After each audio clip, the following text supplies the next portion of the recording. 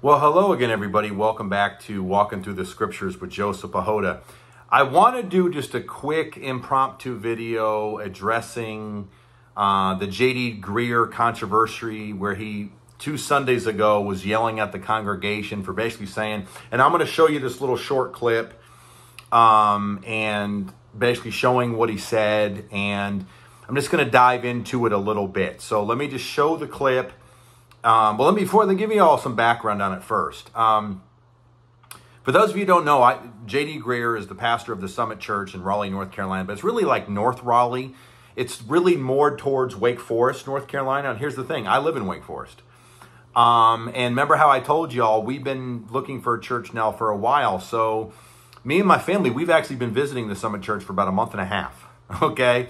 So we were going to the Summit when this sermon and this clip actually happened, okay? So I have a little bit of inside information there, a little more context as to what was going on. So today, this video is going to be called J.D. Greear. When he said what he said, was he right, was he wrong, or was he both? And I'm going to answer those questions here today when he was yelling at the congregation. Well, he really wasn't yelling, but he was rebuking, and I'm going to deal with that, okay? So let me just show you the clip real quick, and then we'll get into it. Would become if we did just that? Honestly, it's one of the things that irritates me about you guys that cruise in 10 minutes late or leave 5 minutes before we dismiss. It's not that I'm mad that you're missing part of the service. It's that you treat church like it's a religious show instead of a welcoming family that you're a part of. When people say that the church is unfriendly and it feels like a big production, you're the problem. And don't even get me started on you guys that are still sitting at home in your pajamas streaming online when health-wise you can and should be back in church, okay? If you got health issues, I get it. That's fine. If you're traveling, I understand.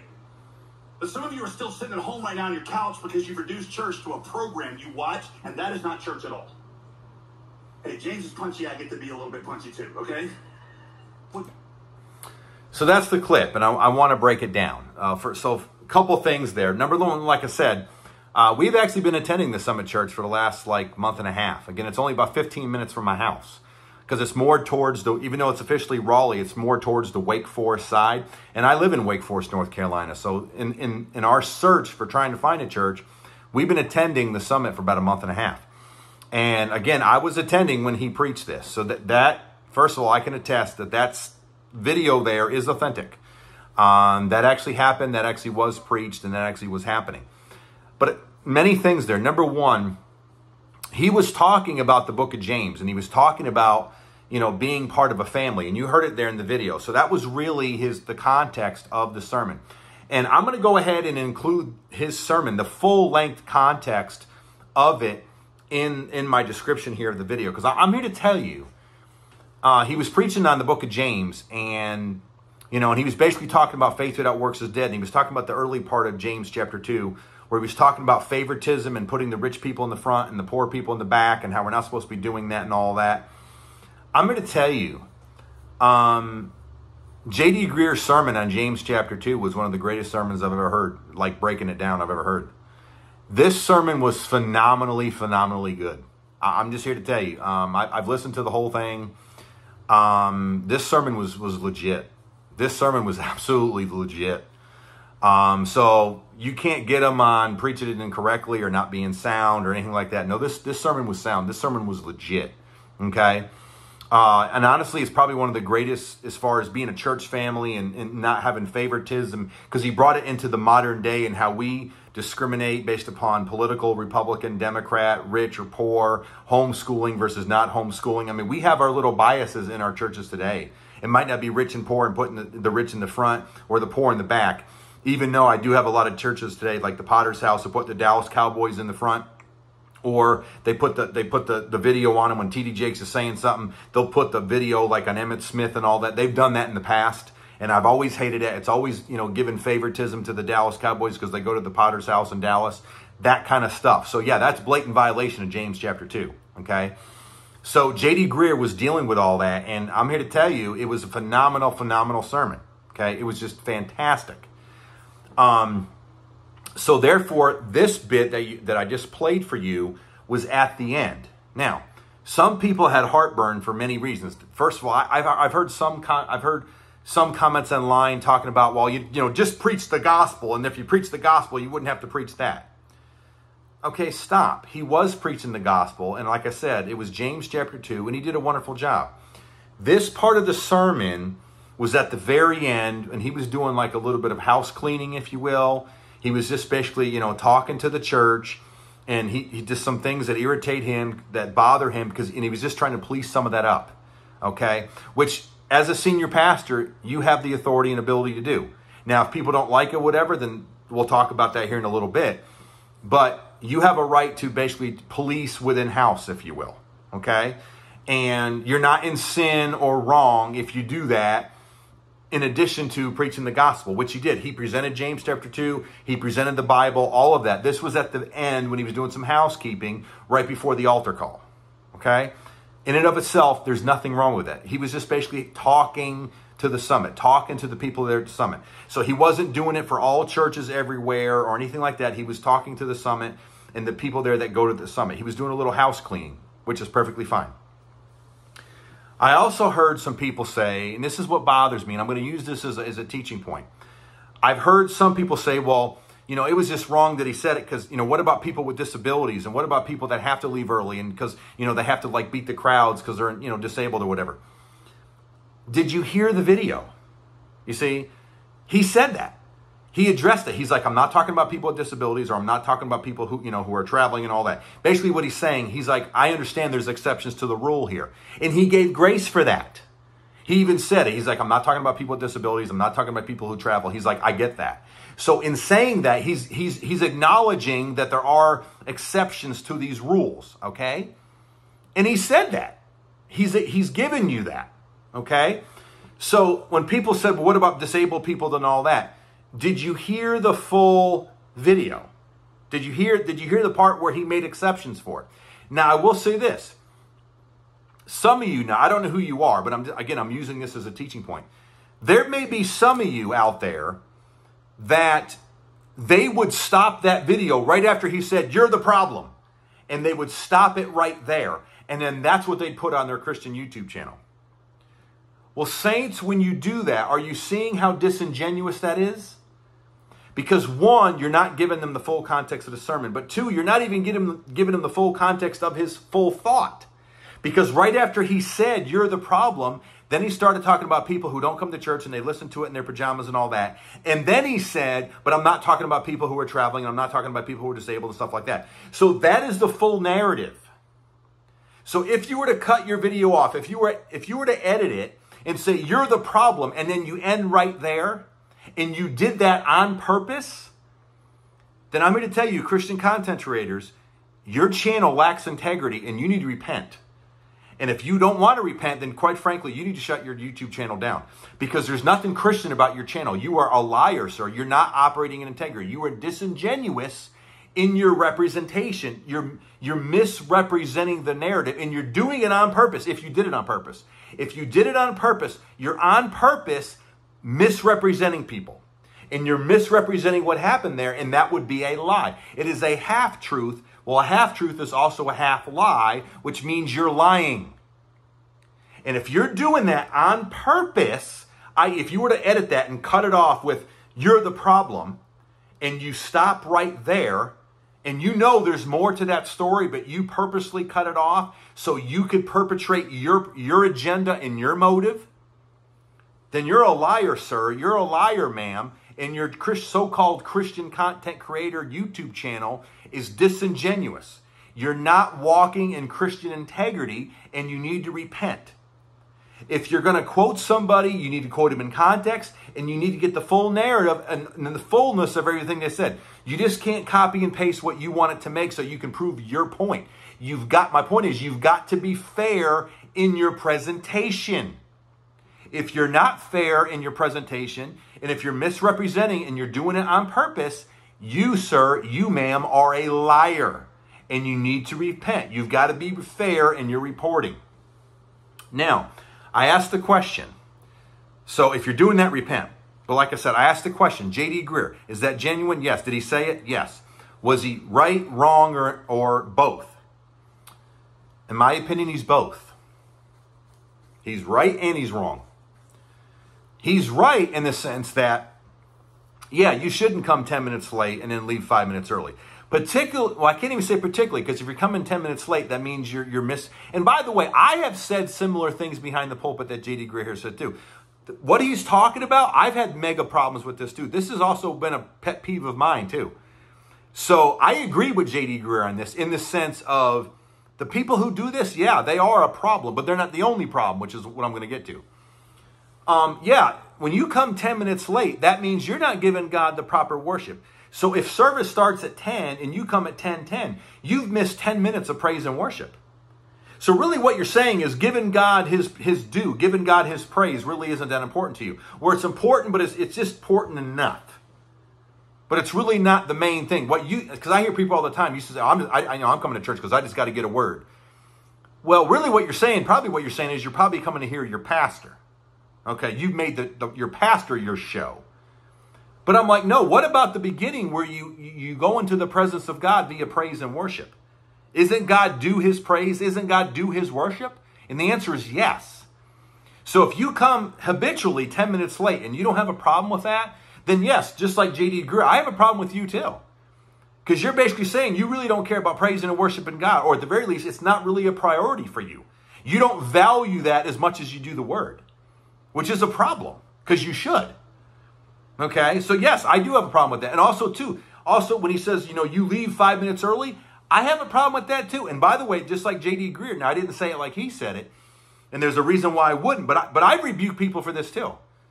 When you leave 5 minutes early, in a lot of churches, that's usually when the churches and the pastor or the elders or whatever do their altar call.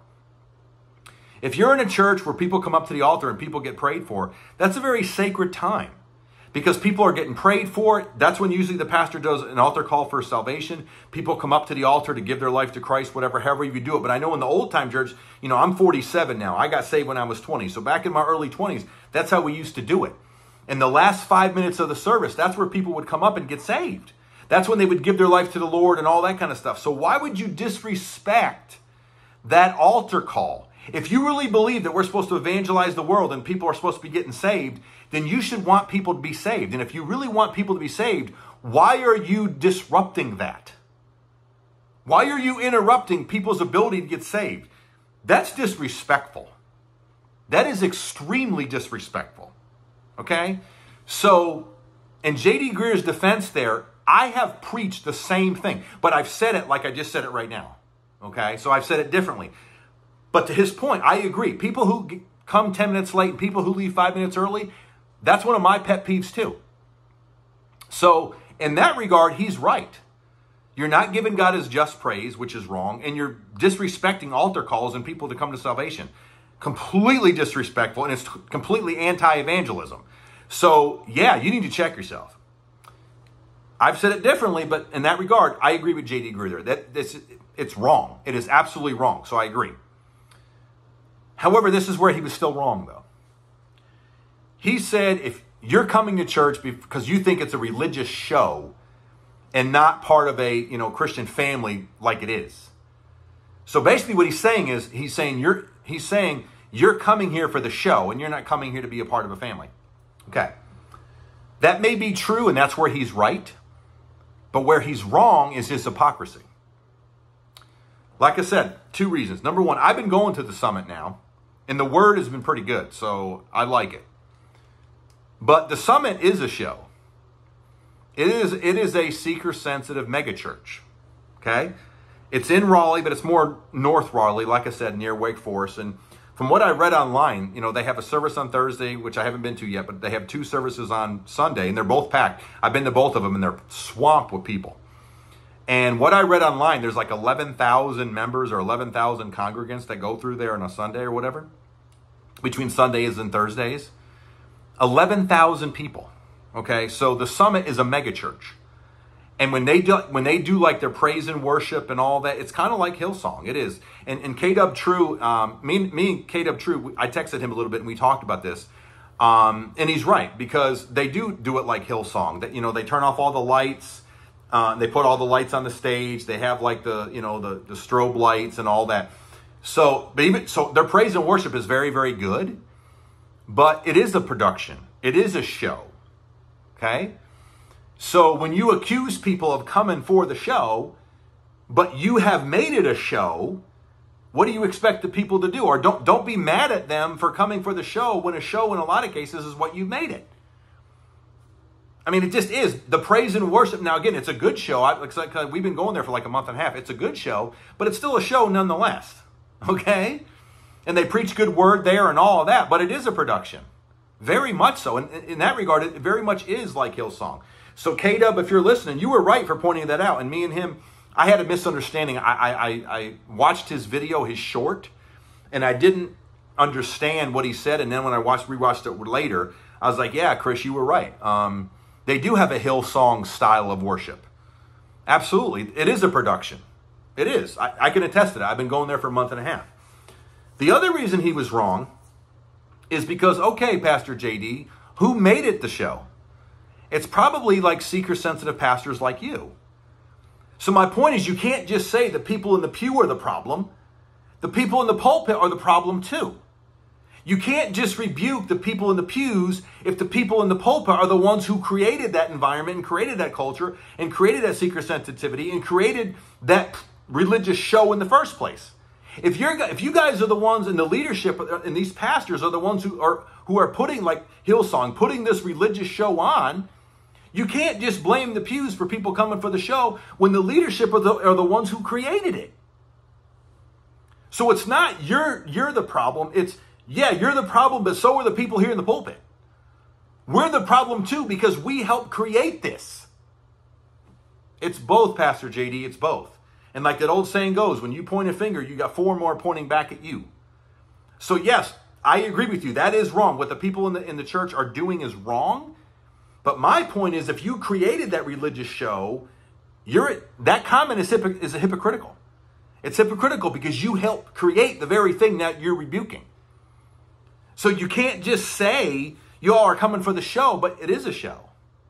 It's a 1,000-member mega church, and you do praise and worship on that. And even when you're preaching, Pastor JD, and all those other preachers are preaching, the lights are still off, and the only lights in the building are the people that are on the stage preaching. Everybody else is in the dark.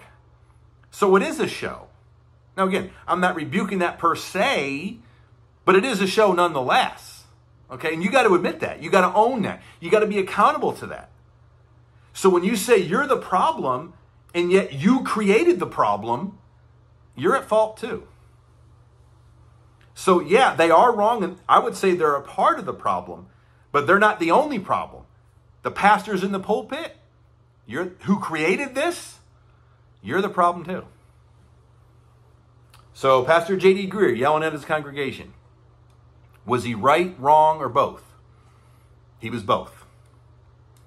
He was both. And he's paying for it now. Because that video went viral.